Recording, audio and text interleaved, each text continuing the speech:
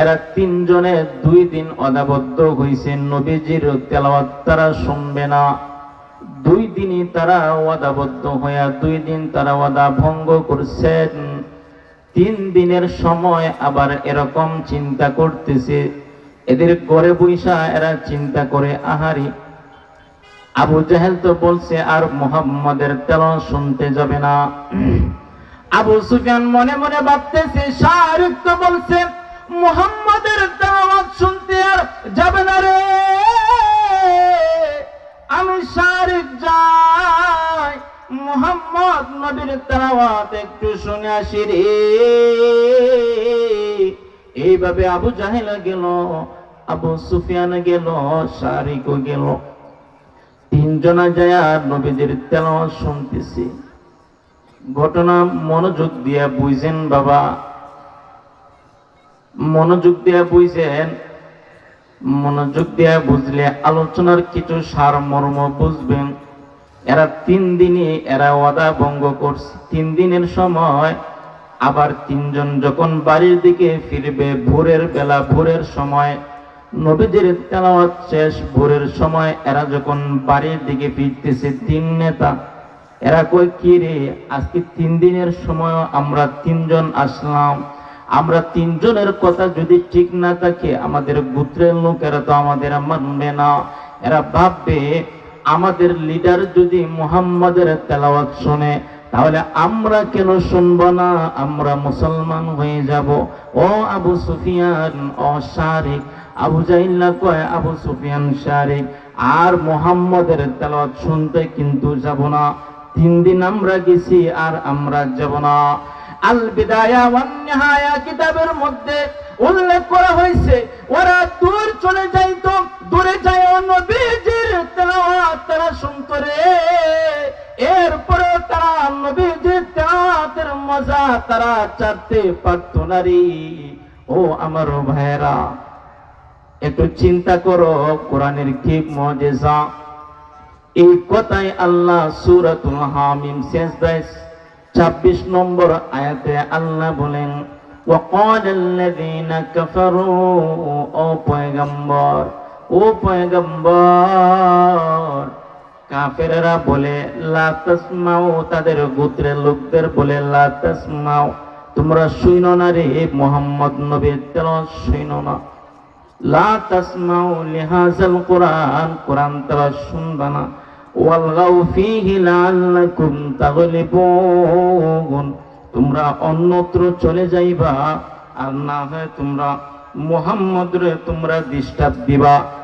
ওই যখন তেলাওয়াত শুরু করবে তার পাশে তোমরা হই হুল্লোড় শুরু করবা, চিল্লা চিল্লি চেঁচামেচি শুরু করবা, অর্থাৎ তারে তোমরা ডিস্টার্ব দিবা।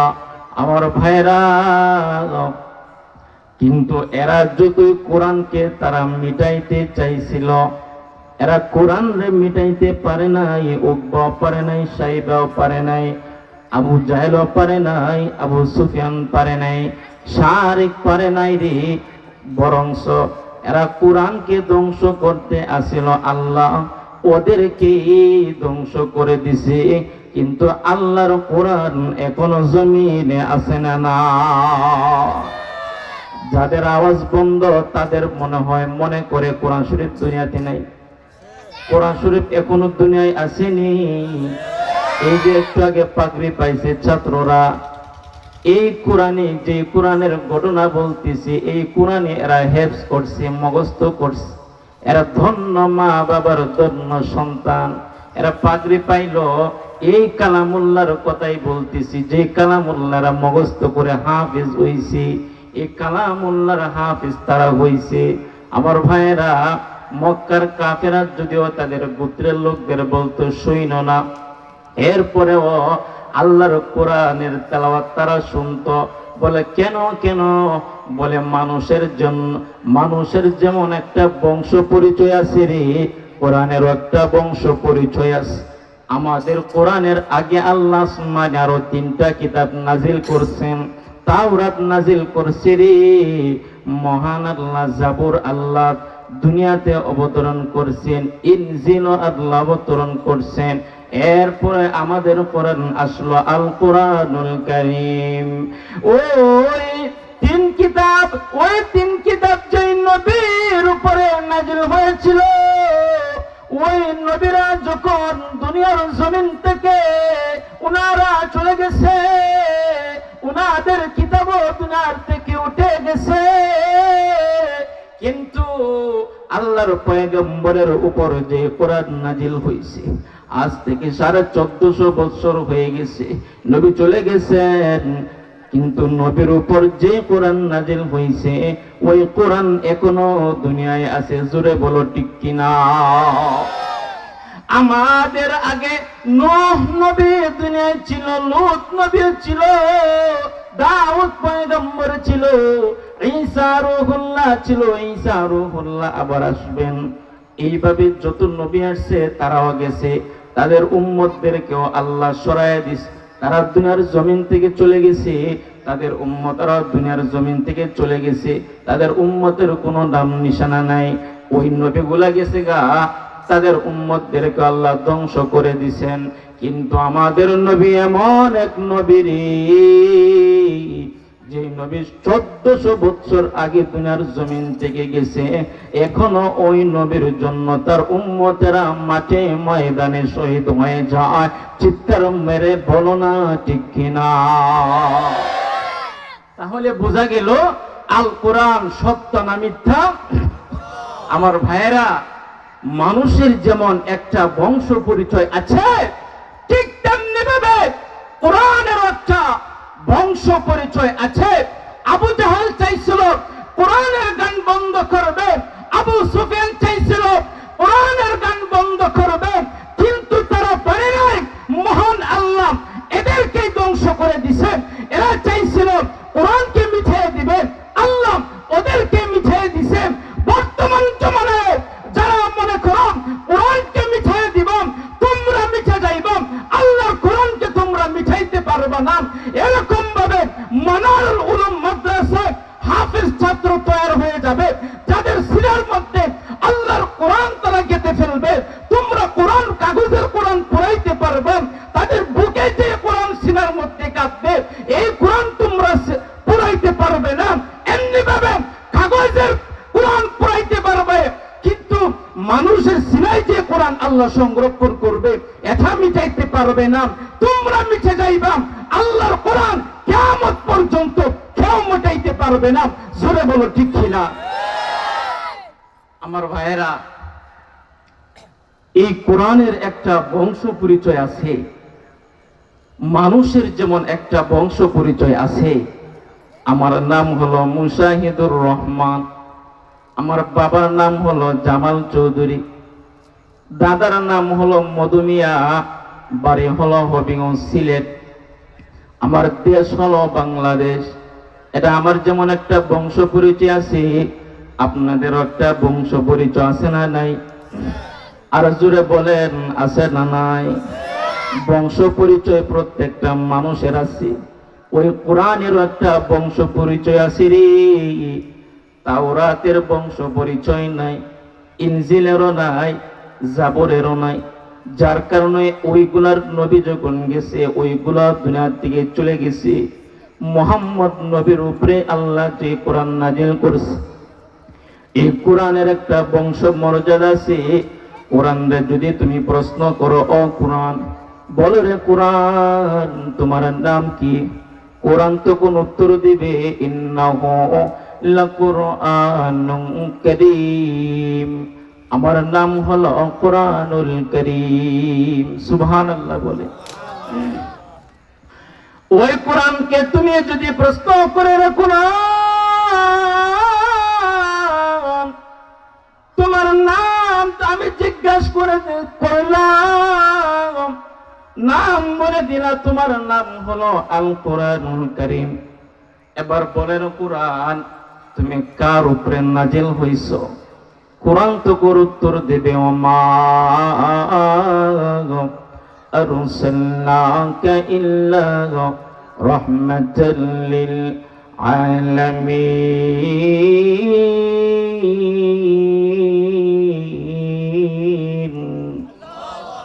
কোরআন তখন বলবে রে আমি কার উপরে অবতরণ হয়েছি জানোনি?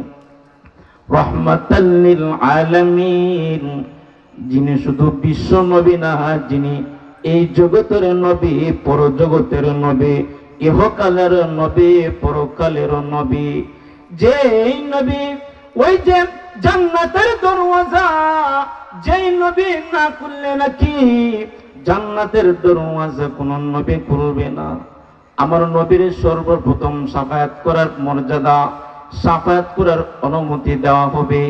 হাউজে কাউসারের পানি পান করানোর দায়িত্ব আমাদের নবীর। ও ভাইয়েরা, দামি নবীর জন্য আল্লাহ দামি একটা কোরআন, দামি একটা গ্রন্থ আল্লাহ নাজিল করেছেন।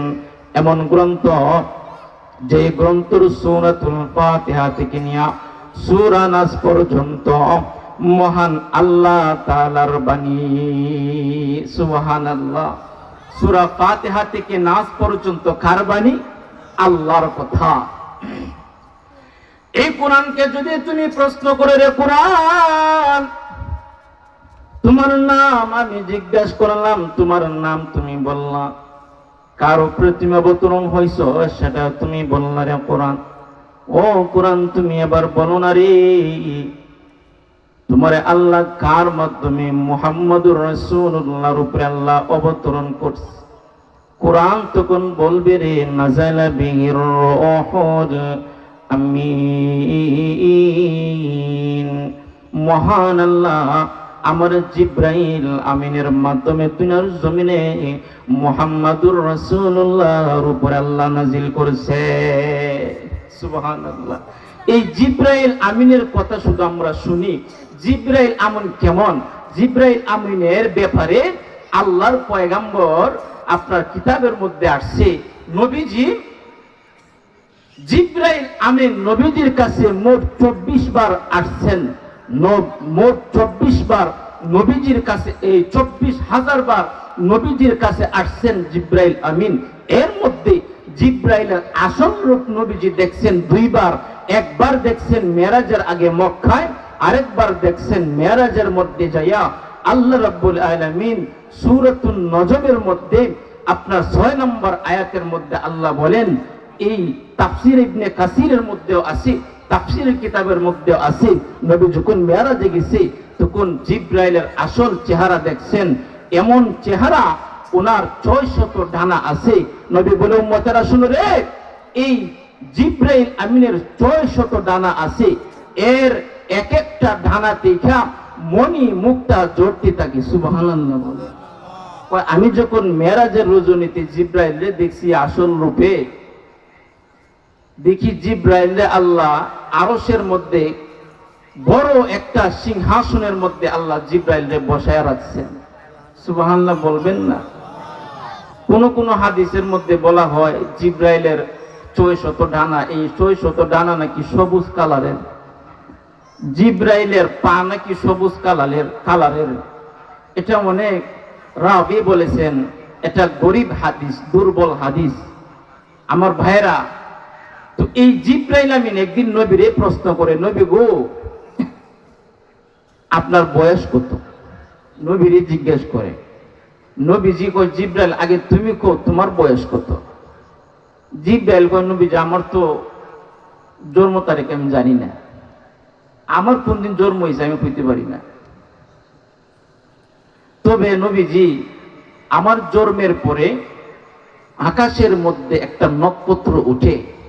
এই নক্ষত্র যখন উঠে, এই নক্ষত্র উঠার পরে 70 বছর পর্যন্ত আসমানে থাকে, আবার 70 বছর অস্ত যায়, আবার 70 বছর আকাশে থাকে, আবার 70 বছর অস্ত যায়, আবার 70 বছর আকাশে থাকে। এরকম ভাবে এই নক্ষত্রটাকে আমি জিব্রাইল 72,000 বছর দেখছি। কোন সুবহানাল্লাহ।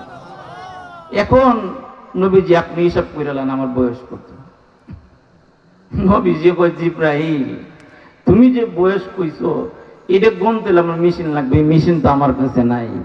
তবে জিব্রাইল তুমি আমার বয়স জিজ্ঞাসা করছো, তবে তুমি শুনে নাও, তুমি যে নক্ষত্র আকাশে দেখতা 70 বছর আকাশে থাকে, আবার 70 বছর সে অস্ত যায়, আবার 70 বছর সে আকাশে থাকে। এরকম ভাবে 72,000 বছর তুমি দেখছো এই নক্ষত্র আমি মুহাম্মদুর রাসূলুল্লাহ, জোরে কোন সুবহানাল্লাহ।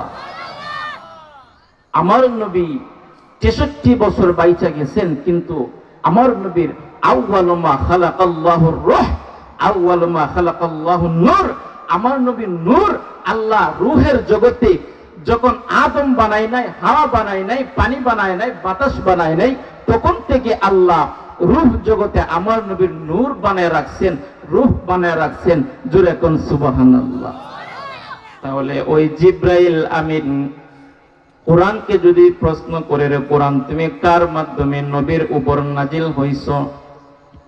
কোরআন তখন বলে নাযালা বিহি রূহুল আমিন, জিব্রাইল আমিনের মাধ্যমে আমি পয়গম্বর মুহাম্মদুর রাসূলুল্লাহ সাল্লাল্লাহু আলাইহি ওয়াসাল্লামের উপর আমি অবতরণ হইছি। এবার কোরআন তুমি জিগাইবা, ও কোরআন তোমার নাম বললাম, কার উপরে তুমি নাজিল হইছো সেটা তুমি কোরআন বলে দিছো, কার মাধ্যমে তুমি নাজিল হইছো সেটা বলছো। এবার বলো রে কোরআন তোমার বাড়ি কোথায়? কোরআন তখন জবাব দিবে বাল হুয়া কুরআনুম মাজিদ ফি লাওহিম মাহফুজ, আমি কোরআনের বাড়ি হলো লৌহে মাহফুজে। পৃথিবী বানানোর 50,000 বছর আগে আমার আল্লাহ কলম দিয়া লিখছে, লেখা আল্লাহ লিপিবদ্ধ কইরা রাখছে লৌহে মাহফুজে। মুহাম্মদুর নবী যখন নবুয়ত প্রাপ্ত হইছেন তখন আল্লাহ লৌহে মাহফুজ থেকে আইনা আমি কোরআন রে মুহাম্মদ নবীর উপরে নাজিল করছেন। সুতরাং আমার বাড়ি হলো লৌহে মাহফুজে। কোরআন বলো, ও কোরআন দুনিয়ার জমিনে কে তোমারে বানাইলো? দুনিয়ার জমিনে মুহাম্মদ নবীর উপরে কে তোমারে নাজিল করছে? কোরআন তখন বলবে তানজিলুম মির রাব্বিল আলামিন, আমার মহান আল্লাহ সমস্ত পৃথিবীকে পালনেওয়ালা, ইহ জগতের মালিক, পর জগতের মালিক, আমাদের সৃষ্টিকর্তা মুহাম্মদ নবীর উপরে আমার সৃষ্টি করছি। এই কোরআন রে তুমি বলবারে কোরআন তুমি তো সব ডিটেলস বলে দিলা, তোমার বংশ পরিচয়। এবার বলো রে কোরআন তুমি কোন মাসে তুমি নাজিল হইছো? কোরআন তখন বলবে শাহরু রমাদানাল্লাযী উনজিলা ফীহিল কুরআন, রমজান মাসের মধ্যে মহান আল্লাহ আমারে নাজিল করেছে। কোরআন বলে, ওরে কোরআন রমজান মাসে তুমি নাজিল হইছো, আমি বুঝলাম রমজান মাসের মধ্যে কোন রাত্রের মধ্যে তুমি নাজিল হইছিলা। কোরআন তখন বলে ইন্না আনজালনাহু ফি লাইলাতিল কদর, ওই লাইলাতুল কদরে মহান আল্লাহ আমারে নাজিল করে। কইরে কোরআন লাইলাতুল কদর আবার কি? কোরআন কয় খায়রুম মিন আলফি শাহর, ওই লাইলাতুল কদর হলো 1000 মাসের চাইতে উত্তম একটা রাত। জোরে কও সুবহানাল্লাহ। তাহলে বোঝা গেল কোরআনের বংশ পরিচয় আছে না নাই? এই কোরআনকে যদি প্রশ্ন করে, রে কোরআন, ও কোরআন বলো মহান আল্লাহ তোমার দুনিয়ার জমিনে কেন পাঠাইছেন? কোরআন তো কোন উত্তর দিবে রে, মহান আল্লাহ দুনিয়ার জমিনে আমারে পাঠাইছে কেন জানো? হুদাল লিন্নাস ওয়া নুনাজ্জিলু মিনাল কুরআন মা হুয়া শিফাউন ওয়া রাহমাতুন, মা হুয়া শিফা। ওই আমার মহান আল্লাহ মানুষের হেদায়েতের জন্য বানাইছে।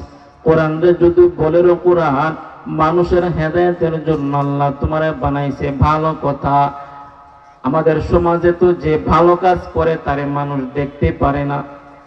তুমি তো ভালো কাজের জন্য দুনিয়া আসছো, তোমার তো শত্রু থাকবে তোমারে ধ্বংস করার জন্য। ও কোরআন তাহলে বলো না রে কে তোমারে হেফাজত করবে? কোরআন তো কোন বলবে রে ভাই, ও কিশোরগঞ্জের মুসলমান, কোরআন তখন জবাব দিবে, ইন্না নাহনু নাযালনা যিকরা ওয়া ইন্না লাহু লাহাফিজুন। কোরআন তখন বলবে, মহান আল্লাহ আমার সংরক্ষণের দায়িত্ব নিছে। তুমি যদি বলো রে কোরআন, মহান আল্লাহ তোমার কেমনে তোমারে বাঁচাইব আসমান থেকে, কেমনে তোমারে সংরক্ষণ করব, তখন কোরআন বলবে, ওই যে তুমি দুনিয়ার জমিনে দেখো না, মানারুল উলুম নুরানি হাফিজিয়া মাদ্রাসায় হাফেজ ছাত্ররা তারা পাগড়ি পাইছিল, আমি কোরআন রে তারা বুকে ধারণ করেছি।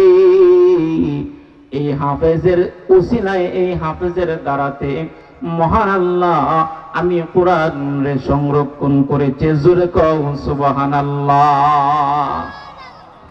जो शख्स ने कुरान के जो शख्स ने कुरान को सीने में बसाया, जो शख्स ने कुरान को सीने में बसाया, फिर तो उसे मुअल्ला में मकाह अपना बनाया।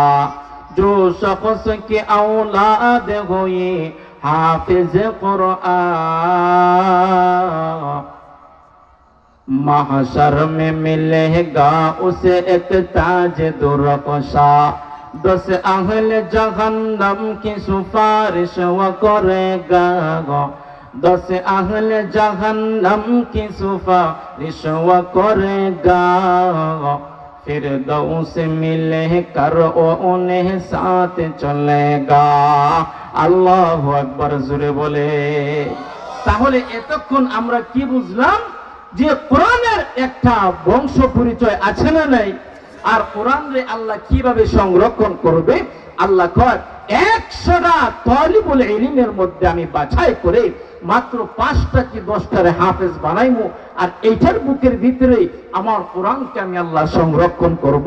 এইভাবে কিয়ামত পর্যন্ত আমার কোরআনকে আমি আল্লাহ সংরক্ষণ করে রাখবো। জোরে বলেন সুবহানাল্লাহ। তাহলে ভাইরা আমার, আমি আপনাদের সামনে ইবনে মাজা শরীফের একটা হাদিস পড়েছিলাম। এই হাদিসের মধ্যে পয়গম্বর কয়, ও কিদাতিন নারু আলফা সানাতিন ফাবিয়াদ্দাত, কয় আসরের ময়দানের যে আগুনটা হবে, এই আগুনটা দুনিয়ার জমিন থেকে অনেক গুণে বেশি তাপ হবে। কেমন তাপ হবে? বলে আলফা সানাতিন ফাবিয়াদ্দাত, 1000 বছর জ্বালানোর পরে আগুনটার কালার হবে ফাবিয়াদ্দাত, সাদা। এরপরে সুম্মা উকিদাত আলফা সানাতিন ফাহমাররাত, আবার আল্লাহ 1000 বছর জ্বালানোর পরে আগুনের কালারটা হয়ে যাবে লাল, ফাহমাররাত, লাল হয়ে যাবে। আবার 1000 বছর ওই আগুনকে জ্বালানোর পর আগুনের কালার হয়ে যাবে রে পাসওয়াদাত, খালো।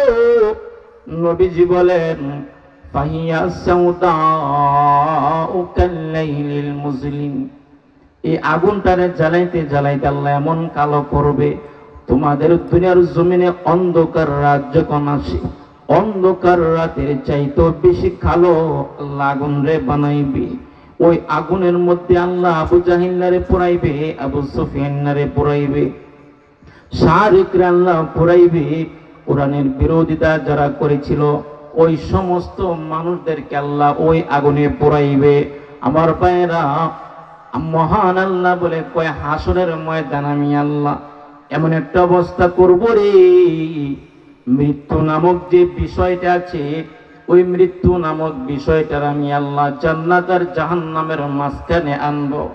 মহান আল্লাহ জান্নাত আর জাহান্নামের মাঝখানে আল্লাহ মৃত্যুকে আইনা বলবে, রে ও জান্নাতীরা শুনো, ও জাহান্নামীরা শুনো রে, জান্নাত আর জাহান্নামের মাঝখানে আমি আল্লাহ মৃত্যু নামক বিষয়টার আমি আল্লাহ আনলাম। তোমরা সাক্ষীতা করি, আমি আল্লাহ মৃত্যু নামক বিষয়কে তোমাদের সামনে আমি আল্লাহ জবাই করে দিলাম, আর এখানের মধ্যে তোমাদের কোনো মৃত্যু নাই। আল্লাহ রাব্বুল আলামিন ওই সময় একজন ঘোষণাকারীকে বলবে, ও ঘোষণাকারী, বুখারীর হাদিস, ঘোষণাকারী ঘোষণা দিবে আল্লাহর পক্ষ থেকে, ইয়া আহলাল জান্নাতি লা মাউতা, ও জান্নাতীরা, লা মাউতা, তোমাদের এখানে কোনো মওত নাই, মৃত্যু নাই। মওতকে মহান আল্লাহ জবাই করে দিস। এই সংবাদটাই শুনে জান্নাতীরা বলবে, ফায়াজদাদু আহলুল জান্নাতি ফারহান ইলা ফারহিহিম, আল্লাহ আমার বড় খুশি লাগতেছে, জান্নাতের মধ্যে এত নাজ নিয়ামত পেয়েছি। ফারহান ইলা ফারহিহিম, ফারহান ইলা ফারহিহিম, ওই আল্লাহ জান্নাতে যে নাজ নিয়ামত তুমি দিছো, এগুলা চিরকাল আমি ভোগ করব। পক্ষান্তরে জাহান্নামীদের কাছে ফেরেশতা বলবে, ইয়া আহলান নারি লা মাউতা, ও জাহান্নামীরা, তোমরা জানো রে লা মাউতা, আর কোনো মৃত্যু নেই।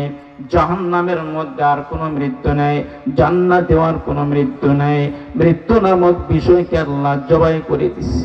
এই খবরটা শুনে না জাহান্নামীরা তখন বলবে, ওয়ায়াজদাদু হুজনান ইলা হুজনিহিম, আল্লাহ আমরা জাহান্নামে আসলাম, এখন জাহান্নামের মধ্যে কত বছর আমাদের থাকতে হবে গো মহান আল্লাহ।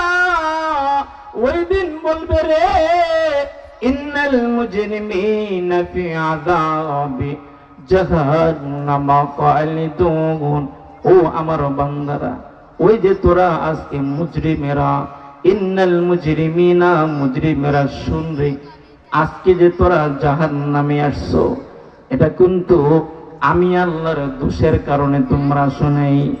লা ইউফাত্তারু আনহুম, এখানে তোমরা চিরকাল থাকবা, হুম ফীহি মুবলিসুন, তোমাদের শাস্তি আর বদলানো হবে না, কমানো হবে না।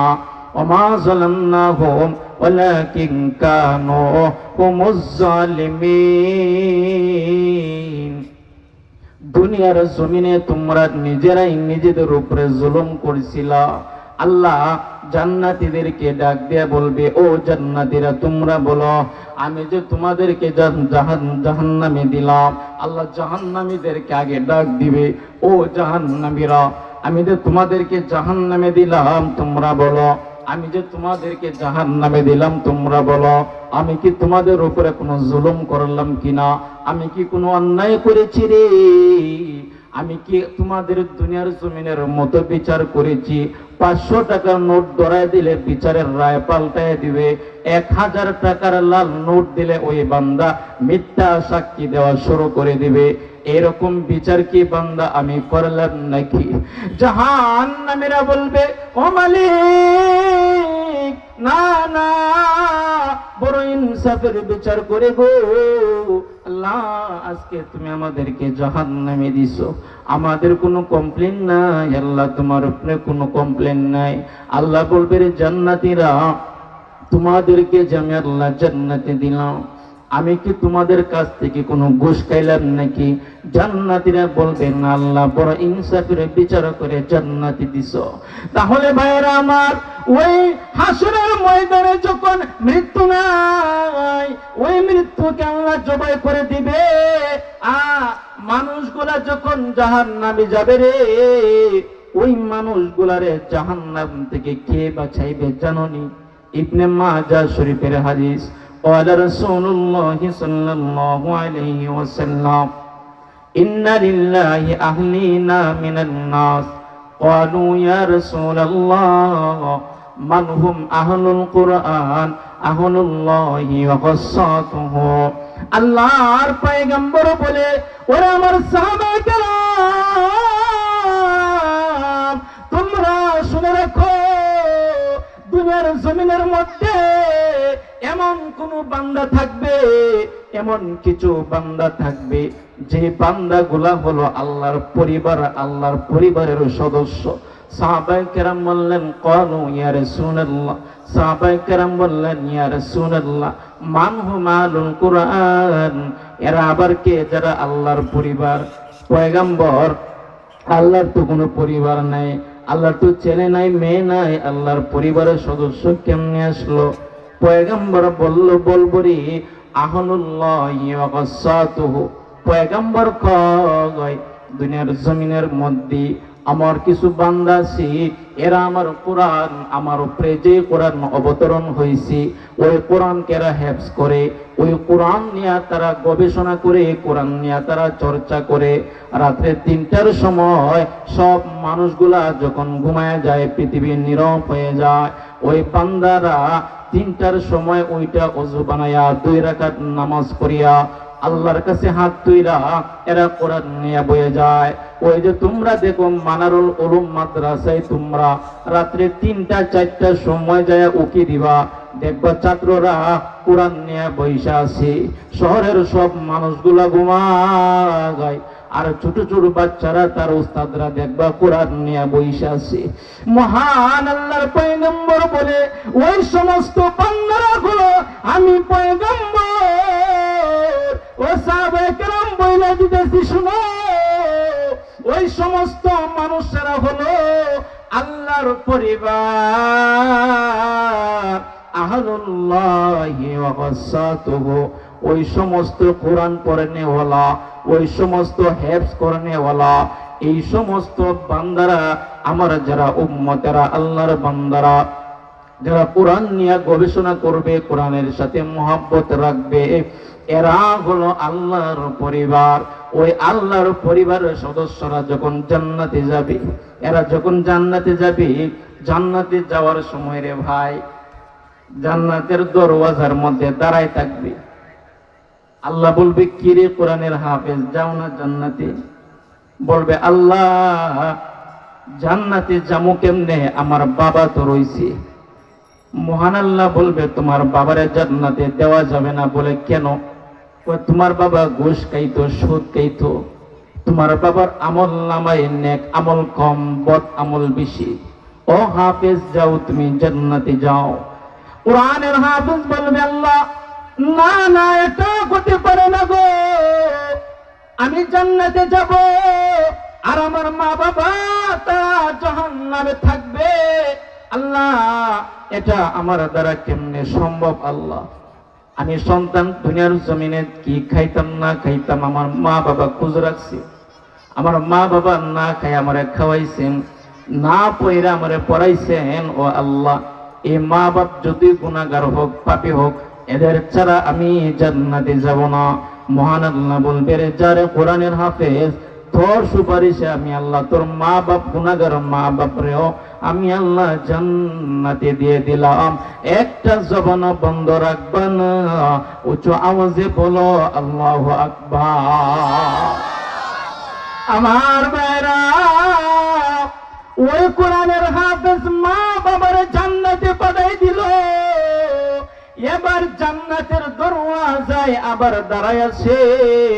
মহান আল্লাহ বলবেন রে হাফেজে কোরআন, তোমার মা বাপরে তো আমি আল্লাহ জান্নাতে দিলাম, এবার কি হলো, দাঁড়ায় আছে কেন? কয় আল্লাহ দুনিয়ার জমিনের মধ্যে আমার মাদ্রাসার সাথে ওই লোকটা গো আল্লাহ ভালো সম্পর্ক রাখতো, আমি দেখতাম মাদ্রাসার উস্তাদদের সাথে ভালো সম্পর্ক রাখতো, আমার মাদ্রাসার সাথে ওই লোকটার ভালো সম্পর্ক ছিল, আমার মাদ্রাসায় অর্থ দিয়া, বুদ্ধি দিয়া, পরামর্শ দিয়া আমার মাদ্রাসার সাথে সম্পর্ক রাখছে। মহান আল্লাহ আমার উস্তাদদের সাথে ভালো সম্পর্ক রাখনেওয়ালা, আমার প্রতিষ্ঠানের সাথে ভালো সম্পর্ক রাখনেওয়ালারে রাইকা আমি আল্লাহ জান্নাতে যাব না। মহান আল্লাহ বলবে যা যা ওরেও তুই জান্নাতে নিয়ে যা।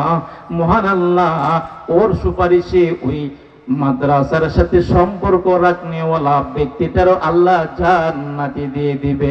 উচ্চ আওয়াজে বলো সুবহানাল্লাহ। তাহলে আমরা কি বুঝলাম? মাদ্রাসার সাথে সম্পর্ক রাখলে লাভ আছে না নাই? জোরে কন্যা কেন, আছে না নাই? পিছনের পায়ের আওয়াজ দেন, আছে না নাই? একসাথে বলুন, আছে না নাই? উস্তাদদের সাথে সম্পর্ক রাখলে লাভ আছে না নাই? কি লাভ আছে জানো? ইবনে মাজাহ শরীফের একটা হাদিস শুনাই। পয়গম্বর কয় ক্বালা রাসূলুল্লাহ সাল্লাল্লাহু আলাইহি ওয়াসাল্লাম মান ক্বারাআল কুরআন فاستصهره فأحل حلاله وحرم حرامه أدخله الله الجنة وشفعه من عشرة كلهم قد استوجب النار আল্লাহর পয়গম্বর বলে একজন হাফেজ কোরআন 10 জন ব্যক্তিকে সুপারিশ করে জান্নাতে নিয়ে যাবে। এমন ব্যক্তিদেরকে সে জান্নাতে নিতে পারবে যাদের উপরে মহান আল্লাহ জাহান্নাম ওয়াজিব করে দিয়েছে। এর উপরে জাহান্নাম ওয়াজিব হয়ে গেছে, এরও এই হাফেজটা সুপারিশ করে জান্নাতে নিয়ে যাইব। তাহলে কোরআনে হাফেজের দাম আছে না নাই? এই যে আজকে পাগড়ি পাইছে ছাত্ররা, এদের মা বাবার জন্য, এদের মা বাবারে আল্লাহ নূরের মুকুট পরাইব হাসরের ময়দানে। একজন আরেকজনকে বলা বলি করবে, কি রে এই লোকটা আর এই মহিলা আর এই পুরুষের মাথার মধ্যে নূর চমকায় কেন? একজন আরেকজনকে বলবে, জানো না রে দুনিয়ার জমিনে মানারুল উলুম মাদ্রাসায় তার বাচ্চাকে হাফেজ বানাইছিল, কোরআন মুখস্থ করাইছে, কোরআন মুখস্থ করার পর আলেম বানাইছে। ওই সন্তানের ওসিলায় মহান আল্লাহ তার মা বাবারও জান্নাতি করে দিছে, নূরের মুকুট আল্লাহ তাদেরকে পরাই দিছে।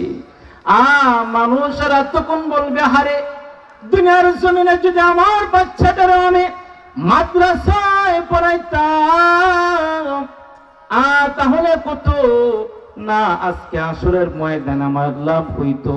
ওই দিন ভাই কোন আফসোস করে কাজ হবে না, ওই দিন কোন আফসোস করে কাজ হবে না। এর জন্য এখনো সময় আছে, মানুষের হায়াতের কোনো গ্যারান্টি নেই। ও ভাই, আল্লাহ আপনারা 4টা সন্তান দিয়েছেন, 4টা সন্তানের মধ্যে একটা সন্তানকে হলেও মাদ্রাসায় দিবেন। আল্লাহ আপনারা 3টা মেয়ে দিছি, 3টা মেয়ের মধ্যে একটা মেয়ের হলেও মাদ্রাসায় দিবেন। হতে পারে মহান আল্লাহ এই সন্তানের উসিলাই মহান আল্লাহ আপনারা জান্নাতি বানায়া দিবে। জোরে কও সুবহানাল্লাহ।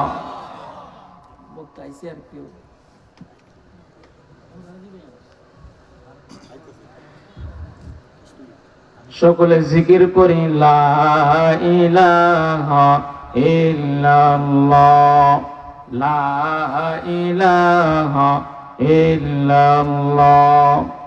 অপারেটর ভাই কোথায়? মাইকে শ্বাস টানতে দিছে, আওয়াজটা একটু বাসায় দেন। লা ইলাহা ইল্লাল্লাহ। সকলে জিকির করি, লা ইলাহা ইল্লাল্লাহ। আমি এই মাহফিলের মধ্যে অধিকাংশই দেখতে পারতেছি যুবক ভাইরা। এখানে 90% মধ্যে আপনার 50% এখানে, 50% আছেন এখানে যুবক ভাইরা।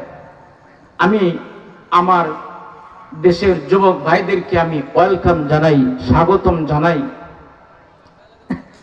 কারণ আমার দেশের যুবকের গায়ে নবীর সুন্নতি দাড়ি নাও থাকতে পারে, আমার দেশের যুবকের মুখে নবীর সুন্নতি দাড়ি নাও থাকতে পারে, আমার দেশের যুবকের গায়ে নবীর সুন্নতি লেবাস নাও থাকতে পারে, আমার দেশের যুবকেরা যদিও 5 ওয়াক্তের নামাজ ঠিকমতো আদায় নাও করতে পারে, কিন্তু তারা যখন শুনে আল্লাহর কোরআনকে কেউ ব্যঙ্গ করেছে, মহান আল্লাহকে কেউ ব্যঙ্গ করেছে, তখন তারা মাঠে ময়দানে ঝাঁপিয়ে পড়ে ওই কুলাঙ্গারের শাস্তি দেওয়ার জন্য নিজের তাজা রক্ত তারা বিলায় দেয়, নিজের তাজা রক্ত বিলায় দিয়ে তারা শহীদ হয়ে যায়।